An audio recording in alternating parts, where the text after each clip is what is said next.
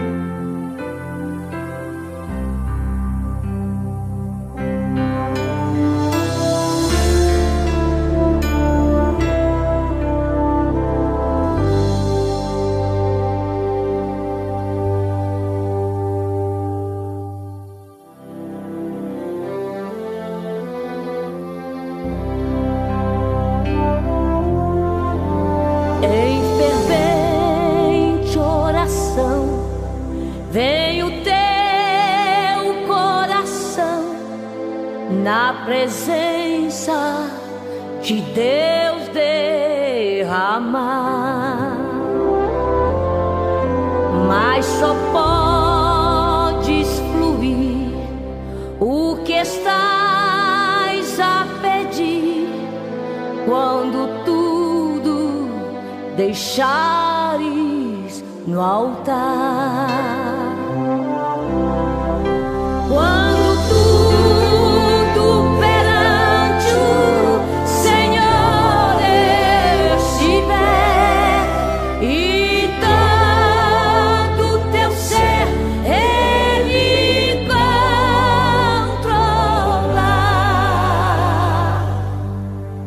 Só então hás de ver que o Senhor tem poder quando tudo deixares no altar.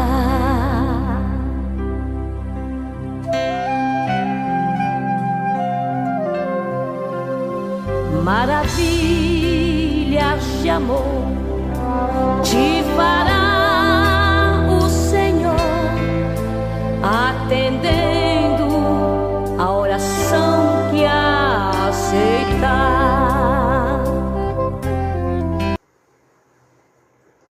Bom dia, na paz do Senhor Jesus. Estamos iniciando a nossa escola. Amém. Louvado seja o nome do Senhor. E aqui estamos hoje para fechar 7 igrejas, né? Ásia, muitas experiências tivemos com essas 6 que já estudamos, e hoje nós estamos na igreja de Laodiceia, onde faremos a conclusão. Quero agradecer a Deus porque nos permitiu fazer esse estudo com vocês, e agora hoje vamos estudar essa carta que tem muito a nos ensinar, nos despertar sobre tudo, não é? Porque precisamos estar acordados para os dias que estamos vivendo e que não são diferentes do que os nossos antepassados viveram, né, queridos? Vamos orar, pedindo a bênção do Senhor. Quero cumprimentar a todos com a paz do Senhor Jesus. Pastor Ed já está aí. Bem-vindo, meu querido. E você que já chegou também, seja bem-vindo em nome de Jesus. Amém? Estaremos orando para entrarmos nesse estudo, né? Pai Celeste, te agradecemos primeiro pela noite de paz, pela tua misericórdia e graça que tem nos sustentado na nossa caminhada de fé, Pai. E agora que estamos para fazer o estudo dessa carta, 7ª carta à Igreja de Laodiceia, Pai, e pedimos que nos conceda a tua graça, a capacitação, Pai. Também os teus filhos que vão estar comigo nessa aula, que seus corações, suas mentes, suas vidas sejam preparadas para receber, Pai, essa palavra, essa instrução e essa experiência vivida pelos santos daqueles dias, que tem muito a nos alertar nos dias em que vivemos. Abençoa aqueles que já estão comigo, aqueles que vão entrar depois, seja, ó Pai, através dos grupos, ou seja, o momento em que puderem. Eu quero entregar todos nas tuas mãos. Também o nosso caderno de oração com todos os seus pedidos, eu entrego nas tuas mãos, Pai. A tua igreja, que tem a missão de ser o sal e a luz da terra, peço-nos sustentar os poderes constituídos que governam esse país. Eu quero entregá-los nas tuas mãos, Pai. Agora se conosco, nos abençoe. Te agradeço por aqueles irmãos que já estão comigo, aqueles que entrarão depois também, já entrego em tuas mãos, Pai. Se algum pedido de oração foi colocado aí, Pai, alguém pedindo um socorro, tu sabe o quanto necessitamos de Ti, que as Tuas mãos de misericórdia possam socorrer e abençoar. Eu oro, Pai, com ação de graças, em nome de Jesus, para a glória do Senhor Jesus. Amém e amém. Está aí Celi Moura, minha irmã, a paz do Senhor Jesus, um abraço, saudades de vocês aí, Ilhéus, Camacan, pastor Rosalvo, enfim, sua mãezinha que me hospedou com tanto carinho, né? Um abraço para vocês e eu cumprimento a todos, nosso irmão Zias, nossa irmã Elzira, sempre presente conosco, Simone Braga, dá um abraço no Adriano, um abraço em vocês, continuem firmes na obra do Pai, amém? Sejam bem-vindos todos, amém, queridos? Mas vamos já iniciar com o nosso louvor, que é o 545 do cantor cristão, amém? Vamos adorar o Senhor com esse cântico, e assim a nossa escola já estará com seu início. 545 do cantor, vamos adorar o Senhor. Pai, o Senhor está melhor.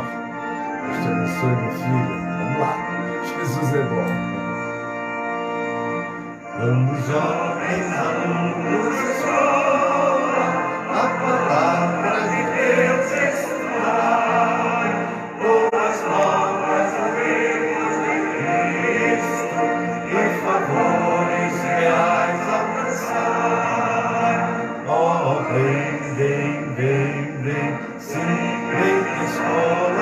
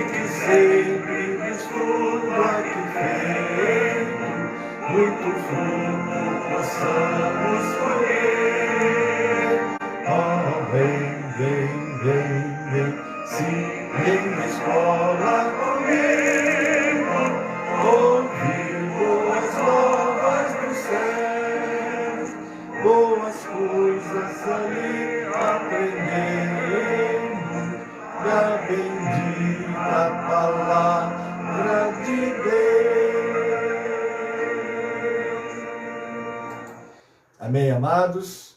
Então, o nosso tema, o nosso assunto de hoje será exatamente a igreja de Laodiceia, não é? Uma igreja que deixa para nós uma advertência com respeito ao estado que estamos. Somos crentes, aceitamos Jesus. Quando começamos na igreja, aquela alegria, não é? Alguém diz que é o primeiro amor. Só que o primeiro amor não é um período que nós vivemos e que depois pode ser modificado. Não. O primeiro amor, ele tem que estar com você. Quando aceita Jesus, o primeiro amor tem que estar quando você está andando com Jesus já há muitos anos, e ele deve estar com você até que você seja chamado à eternidade, não é? É aquela alegria, aquele gozo, é fazer tudo para a glória do Senhor, sempre colocando tudo como quem serve e está de fato servindo a Deus. Porque o que diz a palavra, quer comais, quer bebais, ou faças qualquer outra coisa, fazem tudo para a glória de Deus. Não é para agradar A, nem B, nem C, mas para agradar o Senhor. Porque se o Senhor se agradar de nós, Ele nos colocará nessa terra que mana leite e mel, que disse Josué e Caleb, diante de uma multidão de opositores que não estava entendendo que o poder de Deus está acima de tudo que possa se levantar contra nós. Amém, queridos? Glória a Deus por isso. Então, esse amor faz com que a gente esteja sempre ligado. A palavra diz que por se multiplicar a iniquidade, o amor de muitos esfriará. Mas, querido, eu estava ouvindo uma mensagem que foi pregada lá no Parque Paulistano por um pastor, que eu achei muito maravilhosa a mensagem. Ele disse que o crente tem que ter um propósito. Muito interessante isso. Porque se você tem um propósito, pode vir o que é. Não, eu tenho um propósito e vou avançar nele. Eu gostei muito daquela mensagem. E precisamos ter um propósito mesmo. Porque com esse propósito de servir a Deus, de fazer a vontade de Deus, é que nós vamos ter forças para enfrentar as lutas, as dificuldades e sermos vencedores. Amém? Mas vamos ao nosso texto, né? Nós estamos então hoje com essa mensagem, não é? A igreja está aqui. É a história de uma igreja morna.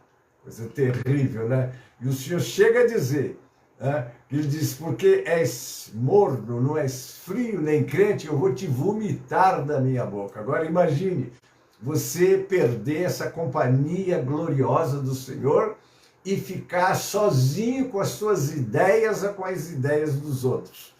Nós podemos e devemos, temos hoje o Google que permite que a gente faça bastante pesquisas, mas nós temos que ter em nós aquele senso crítico, sobretudo bíblico, né? Aquele senso crítico bereano. Os bereanos eram mais nobres do que os de Tessalônica, porque eles examinavam nas Escrituras para ver se as coisas que estavam sendo ensinadas estavam de acordo com as Escrituras.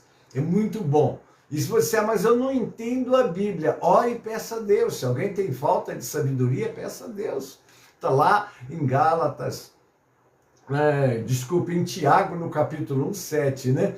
Peça com fé. Você ali, naquele texto, você vai ver que você está apto, porque você tem o Espírito Santo, e o Espírito Santo é o nosso mestre por excelência. Obviamente que isso não exclui de você procurar um seminário, o seu pastor, e sobretudo frequentar o culto de doutrina e a escola bíblica, não é? Porque você tem uma igreja, se não tem, precisa ter. Eu sempre aconselho, eu faço ministrações para pessoas à distância, oro por elas, converso com elas, mas sempre oriento, procure uma igreja, não mais perto da sua casa, mas perto da Bíblia, que há igrejas que estão perto da nossa casa e longe da Bíblia, não vai nos trazer o que nós precisamos.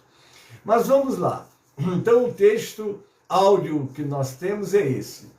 Apocalipse 3,18, que diz assim: aconselho-te que de mim compres ouro refinado no fogo para que te enriqueças, e roupas brancas para vestir, para cobrir a sua nudez vergonhosa, e unguento para colocar nos olhos para que veja. O Senhor tem o que nós precisamos. Mas abra sua Bíblia no texto básico, e depois nós vamos ouvir um louvor, e aí vamos entrar já nos comentários. Vamos lá. O nosso texto de hoje é Apocalipse 3, 14 a 22. Eu passo a ler. 14. Ao anjo da igreja de Laodiceia escreve: estas são as palavras do Amém, a testemunha fiel e verdadeira, o soberano da criação. Olha como é que o Senhor começa, o Amém. O que quer dizer Amém? Nós geralmente, quando oramos, encerramos a nossa oração com essa palavra, né? Amém. O amém de nós outros é um amém assim seja. Mas o amém de Deus não é assim seja. O amém de Deus é assim é. Porque Ele é que tem a última palavra. Ele falou, acontece. Nada foge ao seu controle ou à sua determinação. Então ele começa dizendo, né? Assim diz o amém. O verso 15. Conheço as suas obras. Sei que você não é frio nem quente. Melhor seria que você fosse frio ou quente. Nós vamos estudar esse ponto aí. 16.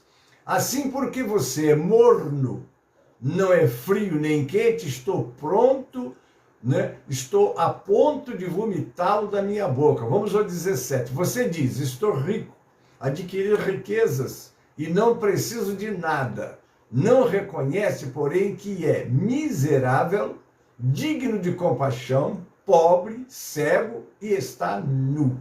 Coisa tremenda, né? Se a gente só fazer uma reflexão aqui, nós vamos perceber que quando nós achamos que estamos prontos ou estamos bem, aí começamos a achar que não precisamos mais de buscar o Senhor. Você não foi no culto de oração? Não precisa. Você foi na escola? Não precisa, já sei tudo.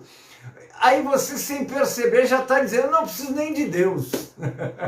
Eu já estou pronto, já estou preparado. Querido, olha o que Jesus disse quando deu aquela experiência lá no capítulo 15 de João. Eu sou a videira, vocês são a vara, não é as varas, né? A vara não pode estar desligada da videira. Agora, aquela que der fruto, meu Pai vem limpa para que dê mais fruto. E aquela que não der fruto, ele corta, tira fora para não atrapalhar. Depois, lá no verso 5, na parte B, ele diz, sem mim, olha só, nada podeis fazer, nunca, porque tem crente que já orou, já jejuou, está sendo muito usado, aí ele esquece que ele é dependente daquele que é o sumo e bom pastor das nossas almas, e sem mim, disse ele, nada podeis fazer.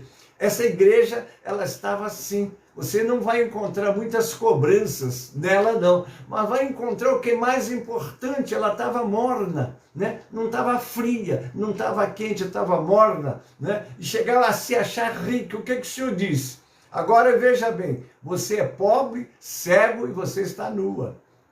Vamos lá ao 18. Dou este conselho. Compre de mim ouro refinado no fogo e você se tornará rico. Compre roupas brancas e vista-se para cobrir a sua vergonhosa nudez. E compre colírio para ungir os seus olhos e poder enxergar. Coisa, não é? Quando nós achamos, porque eu, não tire esse eu pertenço ao Senhor, nós, dependentes de Deus, sempre, nunca, ainda que você esteja no auge, orando, Deus curando, pregando, as almas se convertendo, mas não esqueça que aquele fogo foi de lenha que você buscou, e Deus fez, só que no outro dia aquela lenha virou cinza, você tem que continuar buscando, eu preciso buscar constantemente, você precisa buscar constantemente, não deixa esse fogo apagar, o fogo queimará continuamente no altar e não se apagará. E quando a lenha queimar, traga a lenha nova e coloque, de modo que essa fogueira na sua vida esteja acesa sempre. Porque se ela apagar, você vai ficar vulnerável, você não tem forças para enfrentar a adversidade maligna. Nós vivemos num mundo cheio de armadilhas, cheio de tentações, cheia de tanta coisa que se o Senhor não tivesse, essa força de Deus não tiver na tua vida, você não fica de pé, nem eu, nem ninguém. Precisamos de Deus, precisamos de estar comendo este livro, porque a palavra de Deus, ela nos purifica, nos limpa, nos orienta, nos dirige. Sem essa palavra, o que sobra em nós? Nada, absolutamente nada. Mas o Senhor ama a igreja de Laodiceia, é o que ele diz no 19. Repreendo e disciplino aquele que eu amo, por isso seja diligente e arrependa-se. Olha só, e você sabe que a palavra arrepender-se não é um remorso que fez uma coisa errada, mas é mudar de direção. Não, eu estou andando no meu caminho, no caminho de alguém que eu ouvi, que eu já vi pastor dizer aí que não tem problema, Deus sabe que somos fracos e com isso nós vamos sendo induzidos a dar lugar a que a nossa carne domine a gente, ao invés de buscarmos a força de Deus, não buscar a direção de Deus da palavra, começar, mas o pastor fulano de tal, ele tem quase 1 milhão de seguidores. Não, amém, glória a Deus. Eu não vou criticar ninguém, quem sou eu para julgar os outros. Não esqueça de uma coisa, você precisa de ter o crivo desta palavra. É aqui que está a verdadeira orientação para você ter uma vida vitoriosa e manter a chama acesa, não é? Essa chama que vai fazer com que você caminhe e não desanime, não fique frio nem morno, mas vai ficar quente pelo poder do Espírito Santo. E aí no verso 20 ele diz, eis que estou à porta e bato. Olha só. Apesar do estado da igreja, apesar da mornidão deles, não é? O Senhor a si mesmo, não, ele não descarta ninguém, queridos. Do berço ao caixão, o Senhor está sempre procurando as suas criaturas, sempre procurando mostrar a elas o caminho certo. Sempre vai aparecer alguém que vai dizer, entra no jejum. Ah, não estou aguentando a minha carne, entra no jejum, entra na leitura da Bíblia, deixa a tua mente, como diz na palavra de Deus, que habite, não é? A palavra de Deus na sua mente, te conduzindo, te orientando, te dirigindo, que ela que vai manter essa fogueira acesa no teu coração, para você caminhar e não parar. E o Senhor diz, eis que eu estou à porta e bato. Se alguém ouvir a minha voz e abrir a porta, entrarei e cearei com ele, e ele comigo. O Senhor quer entrar na sua vida. O Senhor quer entrar. O Senhor não precisa de bater na porta das casas para entrar, porque Ele está em todos os lugares, no mundo inteiro, nas vidas. Só que aquele que abre a porta, ele não está só vendo, não. Ele está entrando na vida. Ele está com a pessoa tendo comunhão, e a pessoa está tendo comunhão com ele. Aí é que está, porque ninguém se esconde de Deus. Nada que você faça ou pensa foge à percepção divina, porque ele vê tudo. Ele é onisciente, onipresente, onipotente. Pense só nisso, é o único que é. Pai, Filho e Espírito Santo. Todos os demais precisam de se locomover. Ele, da onde está, ele está em todos os lugares. Ele é tão poderoso que, olha a concha da minha mão, cabe na concha da mão de Deus. Todo o planeta Terra, todos os planetas, todas as vidas, cabe na concha. Então está diante dos olhos dele. Eu e você, nós estamos diante dos olhos dele. E nós podemos, quando achar que as forças terminaram, clamar pelo socorro de Deus, porque o Senhor vai estar sempre pronto para nos ajudar. Clama a mim e responder-te-ei. Oh, como é bom termos este socorro, queridos, que a pior coisa que tem é quando nos sentimos afogando e não tem quem nos socorra, que não tem ninguém que possa nos ajudar. Ouvi a história de um pastor que estava em um retiro com seus colegas, e disse que foram orientados que naquele sítio tinha uma lagoa, e no meio da lagoa era mais profundo. Então foi orientado que ninguém se aproximasse, mas ficasse mais na parte, vamos dizer, do início lá, não vá para o meio, que é perigoso. Mas um pastor, distraidamente, ou ciente que poderia, foi para o meio. Quando chegou no meio, começou a afundar. Quando ele começou a afundar, ele começou a bater, pedir socorro, gritar, e os outros pastores ficaram olhando lá, mas entre eles tinha um pastor que era campeão de natação, e ele estava na beira do rio olhando aquele homem pedindo socorro, botando os balcos para fora de gritos, né? E ele de mãos cruzadas assistindo. Aí os colegas começaram, fulano, você sabe, vai lá socorrer. E ele não foi socorrer. E o camarada gritava, até que acabou o fôlego e o camarada começou a afundar. Na hora que ele viu que o camarada começou a afundar, ele deu um mergulho, foi lá, tirou o camarada, botou para fora, conseguiu salvar, mas depois, ó, o chicote veio nas costas dele. Por que você não foi quando ele estava gritando?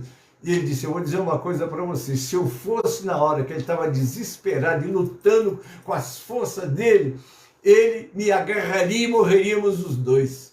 Mas eu esperei terminar as forças dele. Quando as forças dele terminou, ele precisou de socorro. Agora ele vai ficar vulnerável. Ele foi, agarrou e botou para fora. E o pastor falou, é verdade, é o que Deus faz conosco. Na hora que você sentir que as suas forças terminaram, que não há mais força em você, que você está sozinho, que ninguém vai poder te ajudar, Nessa hora Deus está assim, filho meu, clama a mim, eu vou te responder. É a hora que você vai buscar e clamar a Deus, sabendo que só depende dele, só ele pode te ajudar. Mas ele quer te ajudar, ele vai nos ajudar. Achei muito interessante essa experiência contada por esse pastor, porque é verdade. Às vezes lutamos, não, eu vou fazer isso para dar certo, eu vou fazer aquilo, faz uma porção de coisa e continua caindo, continua na queda, porque o teu socorro, o nosso socorro vem do Senhor que fez os céus e a terra, é dele que vem, mas ele está batendo na tua porta, esperando você o primeiro ouvir, porque há muitas pessoas que não ouvem mais a Deus, não é? Está ouvindo tudo menos a Deus. E Deus não fala só no teu ouvido. Ele vai lá no teu coração e começa a mostrar a você o que Ele quer de você e como Ele quer. E vai te ajudar a você a fazer a vontade dEle. E aqui é o que o Senhor disse, eu repito o verso 20. Eis que estou à porta e bato. Se alguém ouvir a minha voz e abrir a porta, entrarei e cearei com ele e ele ceará comigo. E para o 21, que ele diz, ao vencedor, olha só, ao vencedor, darei o direito de sentar-se comigo no meu trono, assim como também eu venci e sentei-me com meu Pai no seu trono. Creio que todos nós queremos estar do lado de Jesus, como aconteceu, não é? Com aqueles dois servos, né, do Senhor, Tiago e João, não é? Os dois. E a mãe ainda intercedeu. Deixa que meus filhos assentiam à tua direita, à tua esquerda, que lá aborreceu os demais apóstolos. Jesus olhou para ele, vocês podem beber o cálice que eu bebo? Posso, e disseram, vocês vão beber o cálice, mas assentar a minha mão direita e a mão esquerda, isso pertence ao Pai. Mas está aqui, você quer sentar ao lado, está aqui, o vencedor. Agora ele termina no 22, aquele que tem ouvidos, ouça o que o Espírito diz às igrejas. É isso, querido, ouça o que o Espírito diz às igrejas. Agora eu vou fazer a leitura devocional, porque eu tomei um pouquinho de tempo, a gente se anima assim, não é? Vejamos só, nós temos aqui, a devocional está em Colossenses 4, 5 a 16, que diz assim, sejam sábios no procedimento para com os de fora, aproveitem ao máximo todas as oportunidades, o seu falar seja sempre agradável e temperado com sal, para que saibam como responder a cada um. Agora ele vai falar, Tíquico informará vocês de todas as coisas a meu respeito. Ele é um irmão amado, ministro fiel e cooperador do serviço do Senhor.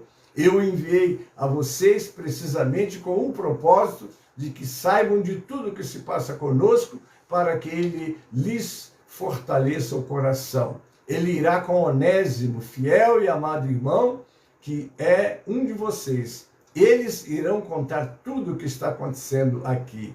Aristarco, meu companheiro de prisão, envia saudações, bem como Marcos, primo de Barnabé. Vocês receberam instruções a respeito de Marcos, e se ele for visitá-los, recebam-no. Jesus, chamado Justo, aqui ele está falando de uma pessoa que chamava Jesus, né? Jesus, chamado Justo, também envia saudações. Esses são os únicos da circuncisão que são meus cooperadores em favor do reino de Deus. Eles têm sido uma fonte de ânimo para mim. Epáfras, que é um de vocês e servo de Cristo Jesus, envia saudações. Ele está sempre batalhando por vocês em oração, para que, como pessoas maduras e plenamente convictas, continuem firmes em toda a vontade de Deus. Dele dou testemunho de que se esforça muito por vocês e pelos que estão em Laodiceia e Hierápolis. Veja que aqui está chegando já a igreja de Laodiceia. Lucas, o médico amado, e Demas enviam saudações. Saúdem os irmãos de Laodiceia, bem como Ninfa e a igreja que se reúne em sua casa. Depois que esta carta for lida entre vocês, façam que também seja lida na igreja dos Laodicenses, e que vocês igualmente leiam a carta de Laodiceia também. Aí está, né? Queridos, desculpe, eu tenho um louvor aqui, e eu quero trazer ele para vocês, mas eu já vou comentando com o fundo deste louvor. Amém? Porque é muito material que eu ainda tenho e eu espero terminá-lo hoje, não é? E este louvor vai alegrar o coração de vocês com certeza. Amém? Deixa eu ver. louvor que fala sobre a igreja de Laodiceia. Obrigado. Eu sei que vocês estão comigo e oro quando o pastor se atrapalha um pouco, né? Vamos ouvir.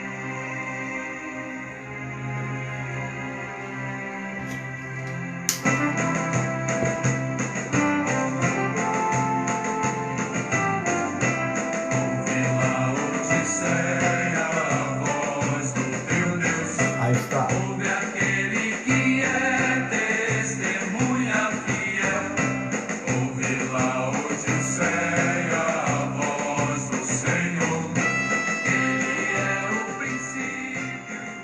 E eu já vou, vocês vão ficar confusos e eu já vou falando.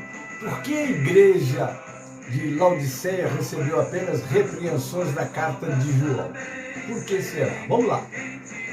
Jesus ofereceu afirmações a todas as igrejas abordadas nas cartas de João, exceto a igreja de Laodiceia. Enquanto a igreja de Éfeso, Esmirna, Pérgamo, Tiatira, Sardes e Filadélfia sofreram a mesma opressão de Domiciano, lutando com suas forças, nenhuma possuía tanto quanto a igreja de Laodiceia. Mas a bênção da riqueza dos laodicenses rapidamente se tornou uma potencial pedra de tropeço quando confrontados com a perseguição. Interessante o amor do Senhor pelo seu povo, né, queridos? Olha só. Ainda assim, Jesus demonstrou seu amor à igreja de Laodiceia, expondo suas fraquezas e encorajando-os a se arrepender. O Senhor não te rejeita pelas suas fraquezas e fracassos. Você vai sempre receber uma palavra de encorajamento. Levanta, não ceda, não deixa que a sua vida seja destruída porque você caiu numa fraqueza ou porque está vivendo numa fraqueza. Jesus tem a resposta para você. Pois Jesus ainda mostrou sua misericórdia, exortando a igreja com linguagem e exemplos pertinentes à sua vida cotidiana. Ele diz: conheço as suas ações, que você não é frio nem quente. Eu queria que você fosse um ou outro. Então, porque você é morno, nem quente nem frio, estou prestes a cuspir você da minha boca. Esse aviso remeteria, portanto, à própria água morna e potável dos laodicenses, canalizada lá de Hierápolis. Eles confiavam nas suas riquezas terrenas. Você diz: sou rico, adquiri riqueza e não preciso de nada. Mas vocês não perceberam que são miseráveis, pobres, cegos e nus? Quando nós estamos confiando em nós ou em alguém, nas coisas palpáveis, irmão, nós estamos de fato desprovidos do único que é a força que nos ajuda na nossa caminhada. Essas palavras teriam pintado um forte contraste entre como os laodicenses se viam e como o Senhor os via. Uma coisa é como você se vê ou as pessoas te veem, e a outra é como Deus está te vendo. Os membros dessa comunidade se orgulhavam da aparência e usavam esse orgulho como um distintivo de honra, a sua autoconfiança e autossuficiência. Mas eles não perceberam que se vestiam em sua própria honra e estavam perdendo as vestes de justiça de Cristo. É Cristo quem te protege. Lá em 61:10, no livro de Isaías, está escrito lá: e os vestiu de salvação, como um noivo, atavia a noiva. Enfim, é Ele que prepara a sua noiva, é Ele que te veste. As tuas riquezas não vêm daquilo que você possui aqui na terra, nas coisas que descem do Senhor para a tua vida. Por isso o Senhor vai lhe dizer: aconselho-te que de mim compres ouro refinado no fogo, para que te enriqueças e roupas brancas para vestir, para cobrir a sua nudez vergonhosa, e unguento para colocar nos olhos, para que veja. As riquezas que eles tinham, a riqueza que os laodicenses acumularam para si, não tinha valor para comprar coisas eternas. Tudo que o dinheiro compra para nós, tudo que ele nos dá, queridos, são coisas efêmeras e passageiras daqui mesmo.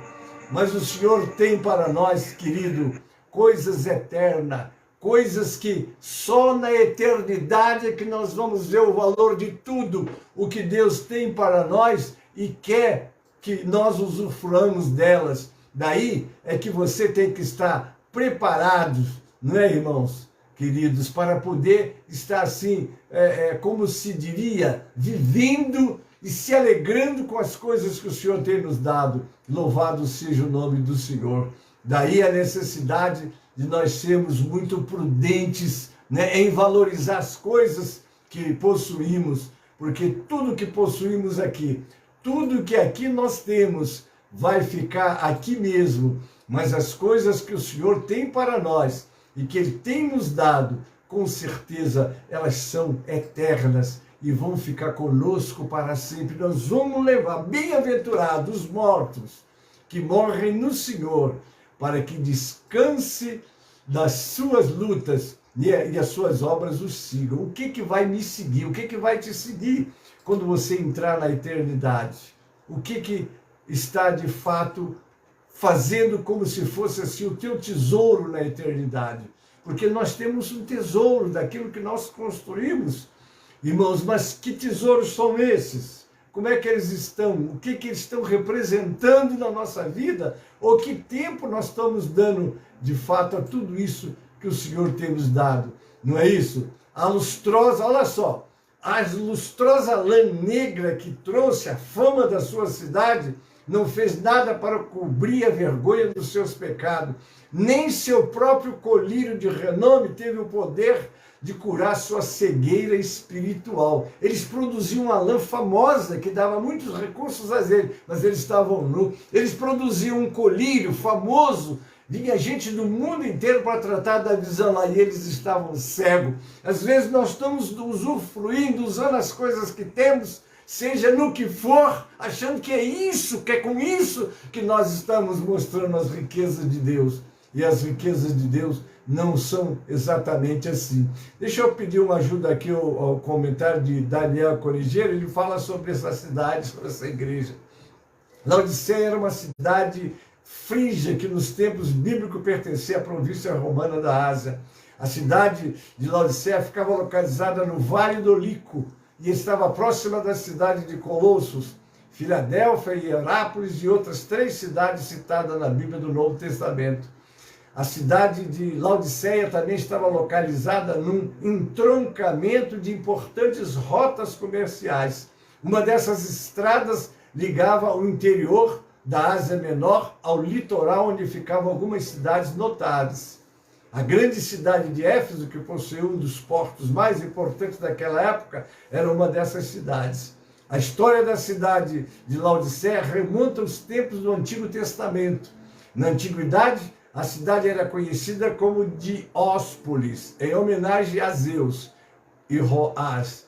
Mas, em meados do 3º século a.C., o governador sírio Antíoco II conquistou a região em que Laodiceia estava e reconstruiu a cidade, dando-lhe o nome de Laodiceia, em honra à sua esposa Laodice.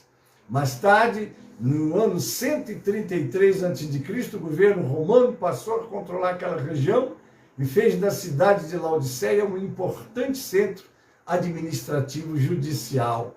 A indústria e o comércio de Laodiceia também cresceram sobre as facilidades do robusto sistema rodoviário que passava pela cidade. Inclusive, Laodiceia contava com uma importante indústria de lã negra, que era exportada para outras cidades e também usada na confecção de roupas. Agora, queridos, o que nós precisamos fazer quando estudamos sobre essas igrejas? É aprender aonde estão as partes negativas e aprender para não repetir. Como diz o sábio, né? Quem não aprende com o erro dos outros está fadado a repeti-los.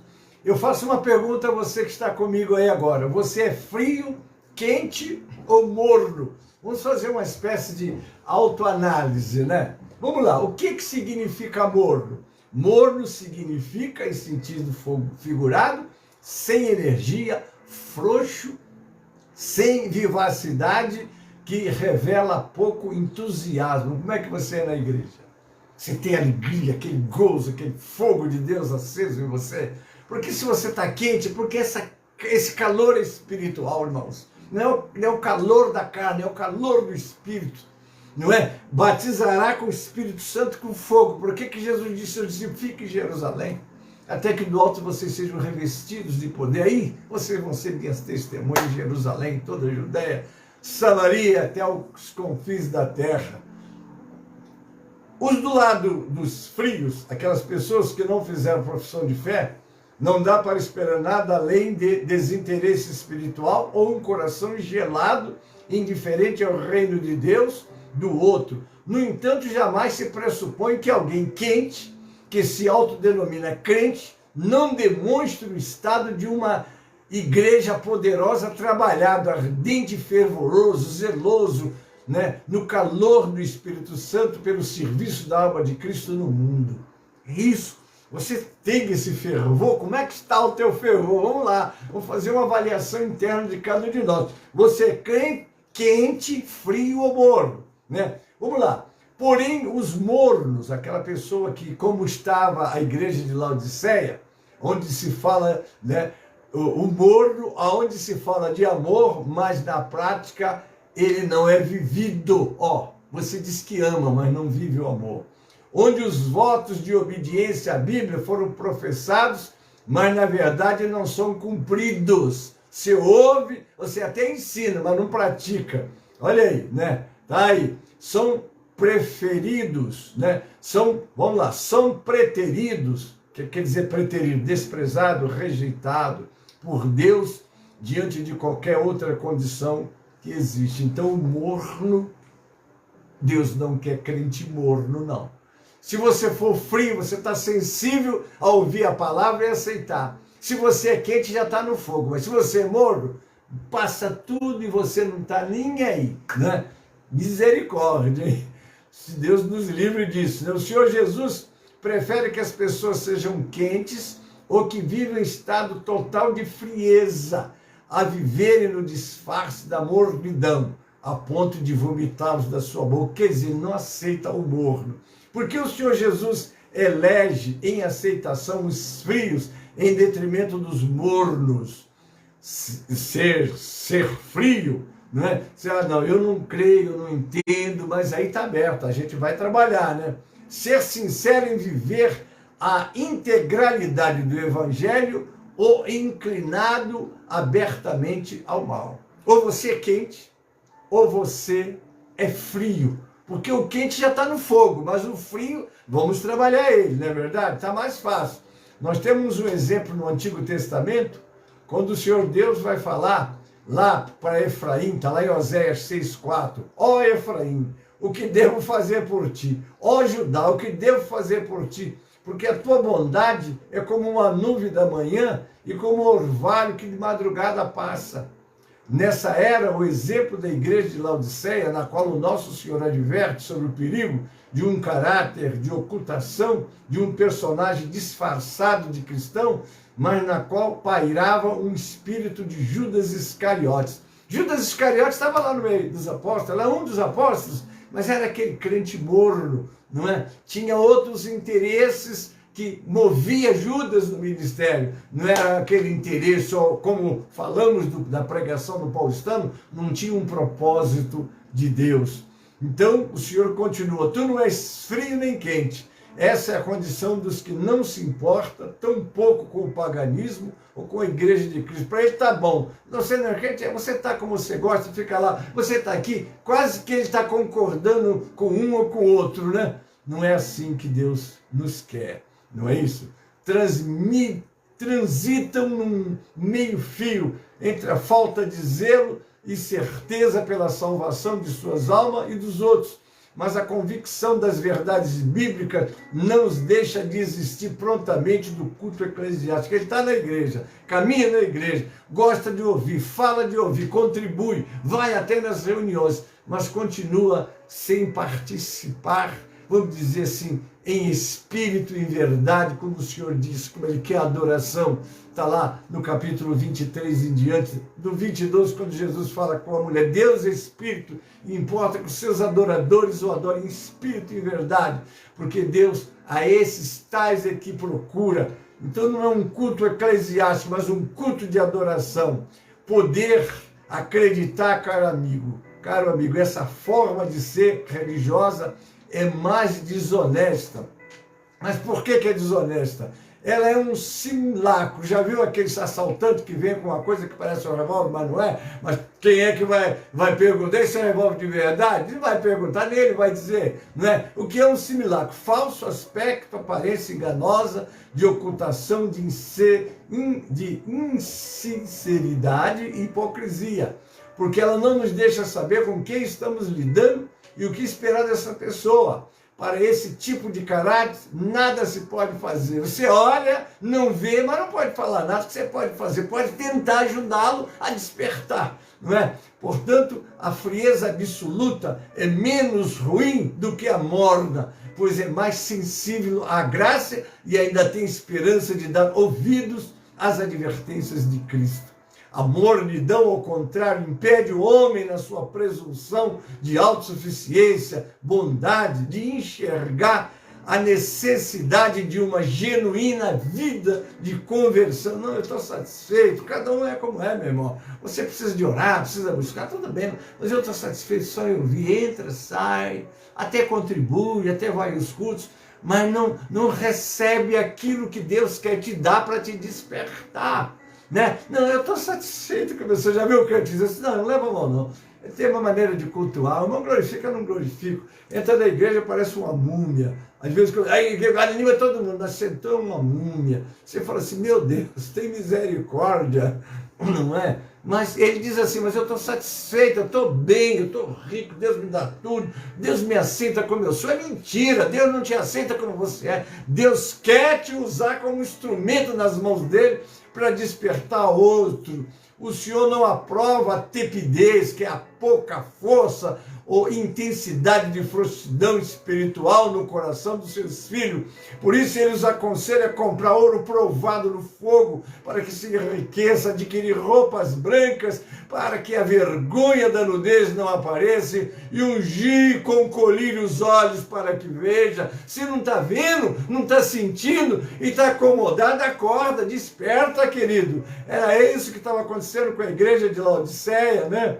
O Senhor Jesus oferece então o lenitivo. O Senhor Jesus repreende e castiga todos que ele ama. Por isso, ser zeloso e se arrepende, muda de posição. Não, pastor, não leva a mão não, eu sou assim, estou bem, estou satisfeito. Tudo bem, nós não podemos te forçar nada, mas Deus tem mais para você do que o que você já tem e está considerando e está satisfeito. Jesus identificou a falta de fervor espiritual na igreja, não é? Por que ele identificou? Jesus identificou que a autoconfiança da igreja era absolutamente falsa.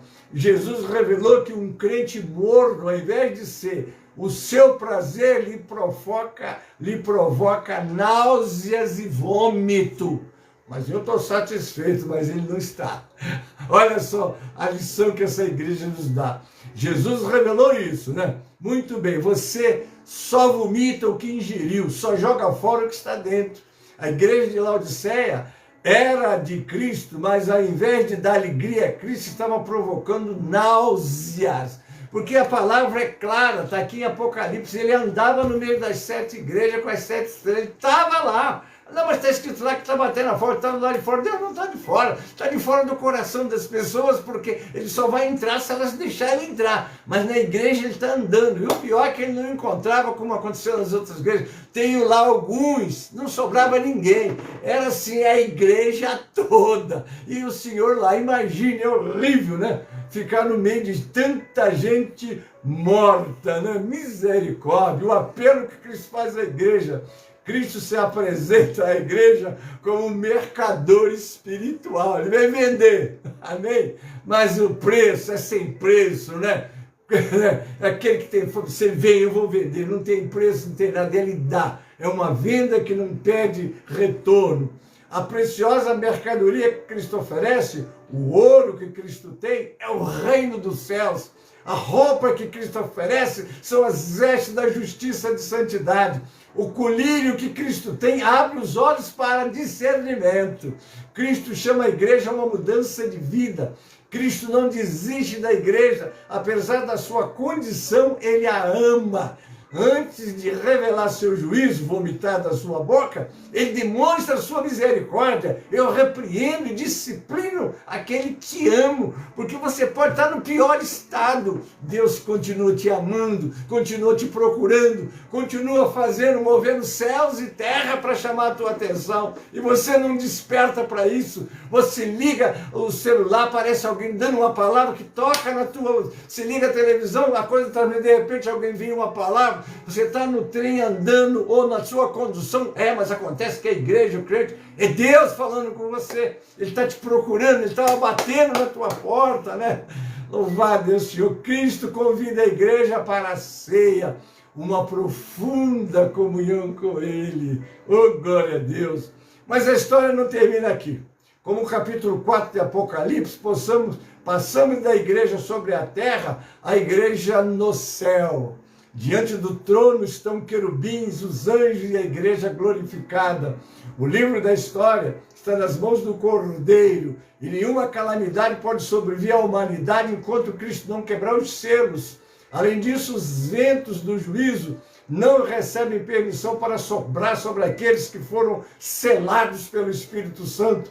A segurança da igreja está garantida. Olha só, queridos, é muito forte, né? Assim, depois de combatermos aqui o bom combate, completamos a nossa carreira, emergimos da grande tribulação e não mais sofreremos, iremos nos juntar. Aqui está falando da igreja que ainda está na grande tribulação. Mas a igreja foi arrebatada? Foi, mas ainda está santos aqui que vão ainda crer e aceitar, né? E eles serão pela tribulação, porque eles não foram. Eu não quero dizer que a igreja de Laodiceia vai ficar e as outras vão subir, mas se ela não acordar, com certeza ela vai ficar como nós, porque igreja não é nome de bairro, nem nome de denominação, são crentes vivos, transformados pelo poder de Deus, não é isso? Por isso que o Senhor mostrou que tinha igrejas que tinha uma boa parte que ainda estava, porque é isso mesmo, esses serão os do arrebatamento. Então o Senhor continua, iremos nos juntar à igreja triunfante, na grande multidão que ninguém podia contar, ali nossas lágrimas serão enxugadas, depositaremos nossas coroas diante do trono e adoraremos aquele que é digno para sempre. Possa o Senhor nos ajudar a ouvir o que o Espírito diz às igrejas. Oh, irmãos, ele diz, eu repito aqui, eu repreendo e disciplino a quantos amo. A correção que vem de Deus é uma manifestação do seu amor, como está escrito lá em Hebreus 12, de 4 a 11, nós vemos o Senhor falando e despertando a igreja. Oh, meu Pai, o tempo vai, né? Quando Deus nos corrige, devemos aceitar a disciplina como Ele deseja para o nosso próprio bem. Ele quer nos conduzir ao arrependimento e à plena comunhão com Ele. A disciplina aplicada pelos servos de Deus deve também ser motivada pelo amor. Está lá no capítulo 12, 12 e 13, não é isso?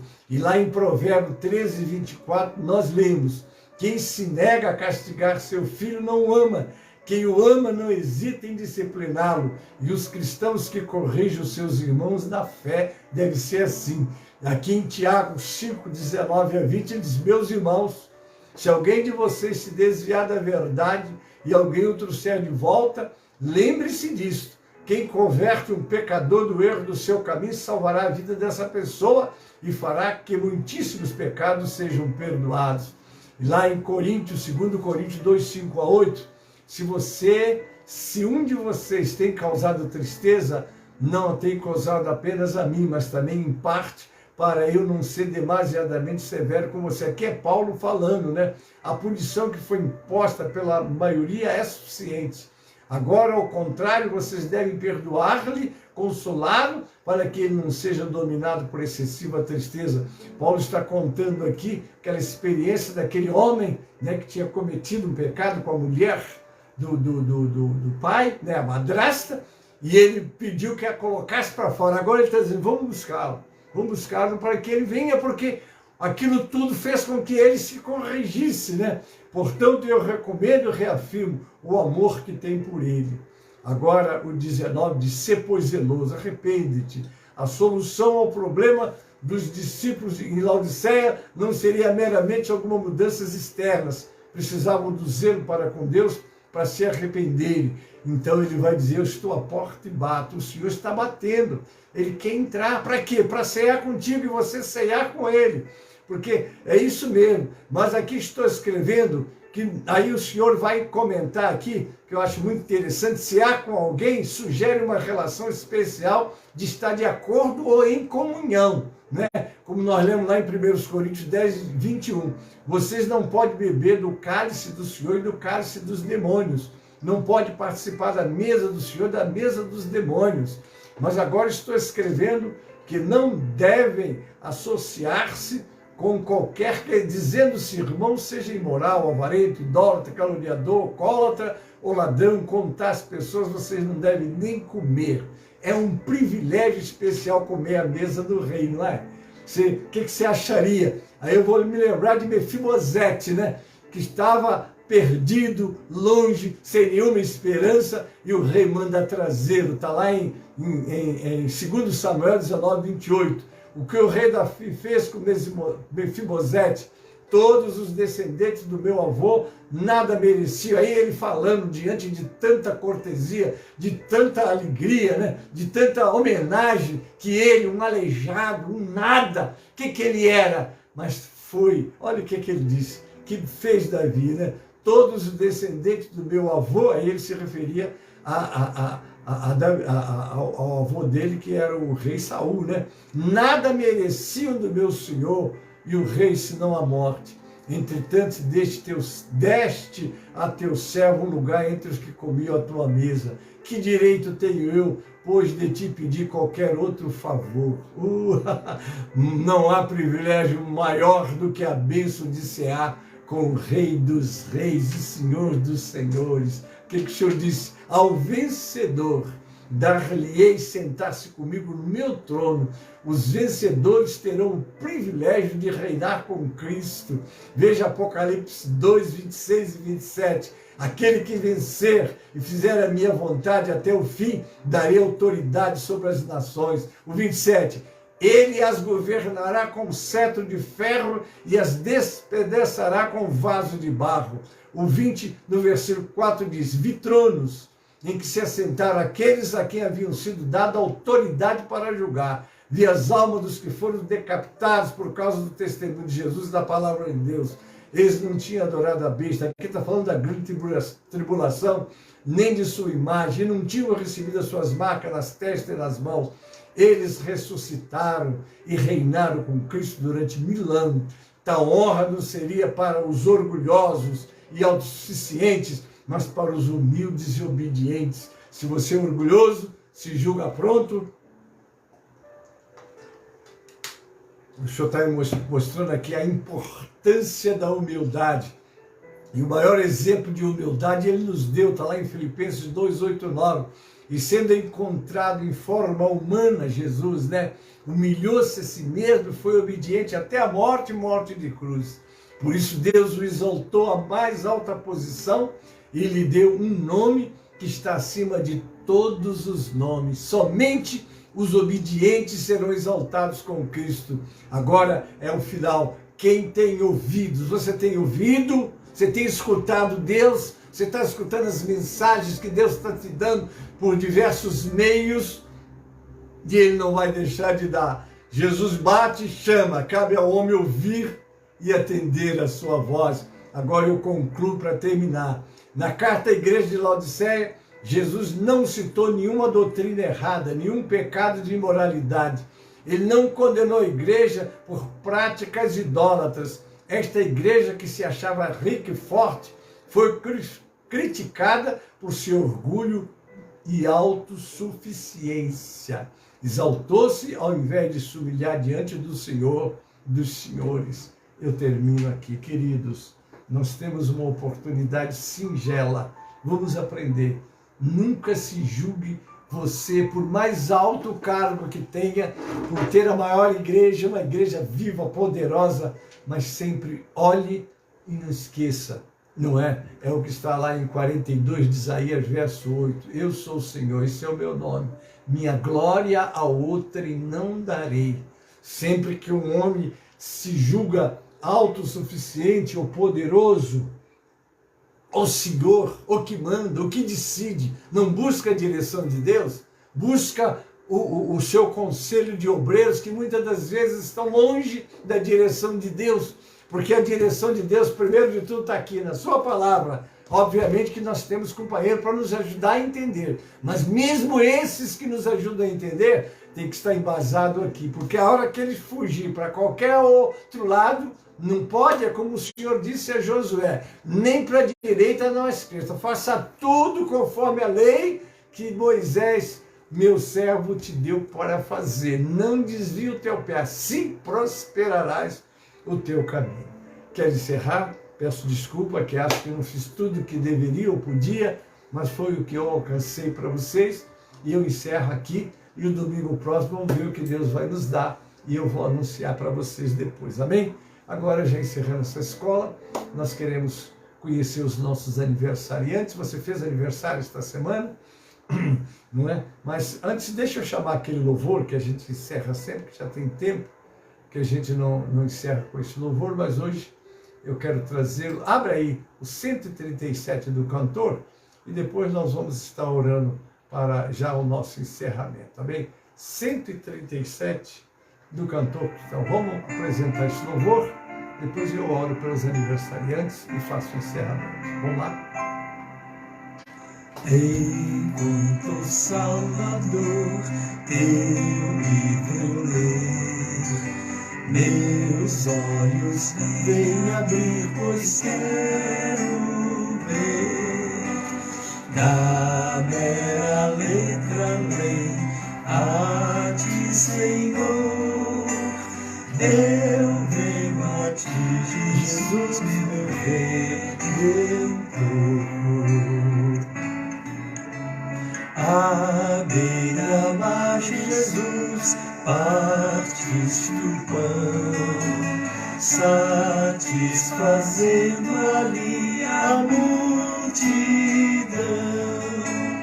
Da vida o pão és tu, vem, pois assim satisfazer, Senhor, a mim. Amém, queridos? Você fez aniversário essa semana, parabéns. Vamos recitar o versículo do aniversariante, que é o Salmo 90, versículo 12. Ensina-nos a contar os nossos dias de tal maneira que alcancemos corações sábios. Parabéns, Deus te abençoe e multiplique muitos anos de vida. Amém? Queridos, ao meio-dia nós temos o clamor do meio-dia, às 18 horas nós temos o clamor das 18 horas, e nós hoje temos o nosso culto na nossa sede, não é? E o nosso culto hoje será um culto dirigido pela União Feminina, né? Mas nós teremos às 18 horas o nosso momento doutrinário com o pastor Reinaldo, que estará trazendo essa palavra, depois estará na direção da União Feminina. Mas com certeza Deus tem uma palavra para você também à noite. Amém? Vamos orar. Muito obrigado pela tua presença, né? E também que o Senhor abençoe aqueles que vão estar assistindo através dos grupos depois, e que em tudo o nome do Senhor seja glorificado. Deus te abençoe e te guarde, Deus te livre do mal. Amém? Vamos orar. Pai Celeste, nós te agradecemos pelo privilégio, ó Pai, de estarmos fazendo esse trabalho. Perdoe as nossas falhas e faltas de tudo, Pai, que não fizemos como era a tua vontade, mas que o teu Santo Espírito complete no coração do teu povo, sobretudo o despertamento para sair da mornidão, para ser quente pelo poder do teu Espírito, porque o frio tem a sensibilidade de ficar quente, mas o morno está acomodado e vai ficar parado, mas o Senhor desperta mesmo aquele que está morto, Pai, para que se levante dentre os mortos, né? Desperta tu que dormes, levanta dentre os mortos e Cristo te iluminará. Abençoa, pois te peço, Senhor, aqueles que nos ouvem, também aqueles que completaram aniversário essa semana, abençoa, Pai, a Senhora agradecido. Também aqueles que vão ouvir através do grupo, peço a tua bênção. Eu oro com ação de graças, em nome de Jesus, para a glória do Senhor Jesus. Amém e amém. A graça do Senhor Jesus e o amor de Deus, o nosso Pai, a comunhão e as consolações do Espírito Santo, seja convosco, amados, com todo o povo de Deus. Amém e amém. Deus vos abençoe, vos guarde e vos livre do mal. Uma ótima semana para vocês e um ótimo culto logo mais. Não esqueça, o culto presencial faz com que você adore a Deus como igreja. O culto individual é apenas um membro da igreja. Deus te abençoe e uma boa semana. Amém e amém.